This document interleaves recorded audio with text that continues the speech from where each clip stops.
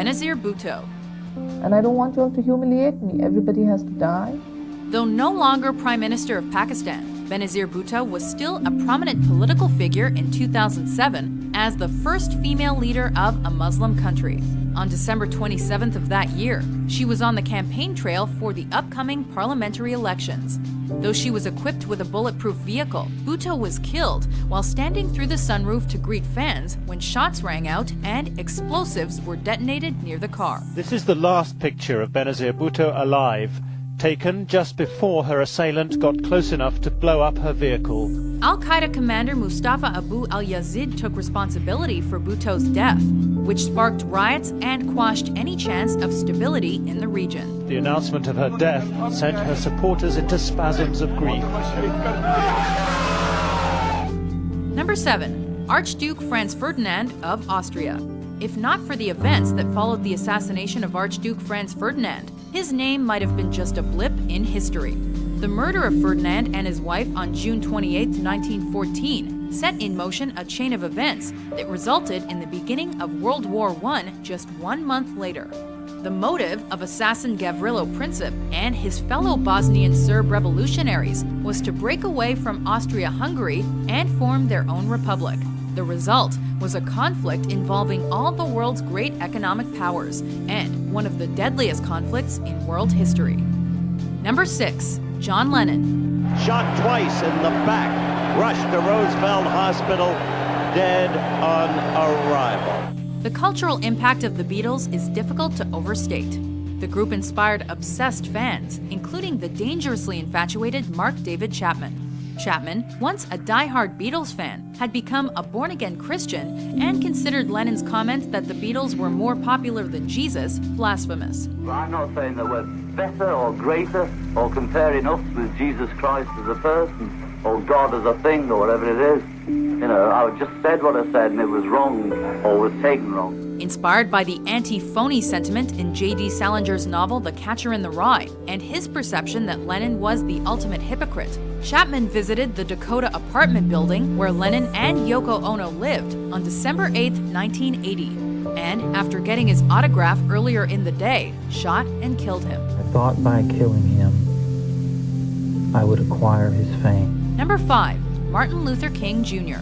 Dr. Martin Luther King, the apostle of nonviolence in the civil rights movement, has been shot to death in Memphis, Tennessee. Martin Luther King served as a star spokesman for the civil rights movement in America, pushing for the equality of African Americans through nonviolent means. I have a dream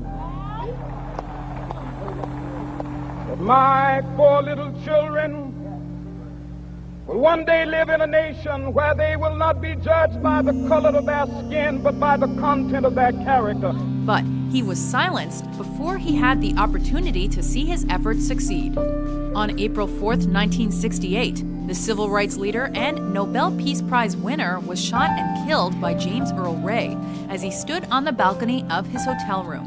King's death widened the gap between whites and blacks and spurred the expansion of radical African-American movements like the Black Panthers. Like anybody, I would like to live. Texas, the flash, apparently official, President Kennedy died at 1 p.m. Central Standard Time. Tragedy has befallen many members of the Kennedy family. For example, JFK's brother Bobby was assassinated by Sirhan Sirhan in 1968 while he campaigned for president. But perhaps most famous was the assassination of President John F. Kennedy on November 22, 1963. Shot by a sniper's bullet while riding through Dealey Plaza in Texas, JFK's death is shrouded in conspiracy, with the official story placing the gun in the hands of former Marine Lee Harvey Oswald. But since Oswald was shot just days later by Jack Ruby while in police custody, we may never know the truth for certain. There is Lee. He's been shot. He's been shot. Lee Oswald has been shot. Number 3. Abraham Lincoln. After guiding America through the most tumultuous time in its young history, Lincoln had locked in his legacy by 1865. But any other accomplishments he might have achieved were thwarted during a play at Ford's Theater in Washington, D.C. on April 14, 1865. With the Civil War drawing to a close, actor and Confederate John Wilkes Booth snuck into the president's box and shot him in the head. Booth then jumped to the stage with a knife and apparently uttered in Latin, "Thus always to tyrants," a phrase attributed to Brutus during Caesar's assassination. Lincoln died the next day. Number 2. Julius Caesar.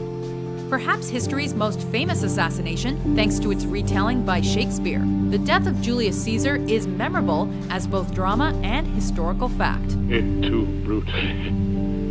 Then fall Caesar. After Caesar was named dictator for life by the Senate, a plan to remove him was almost immediately devised by Senate members calling themselves liberators, who feared Caesar threatened their power. Together, this group of roughly 60 of some of Caesar's closest allies violently beat and stabbed him to death.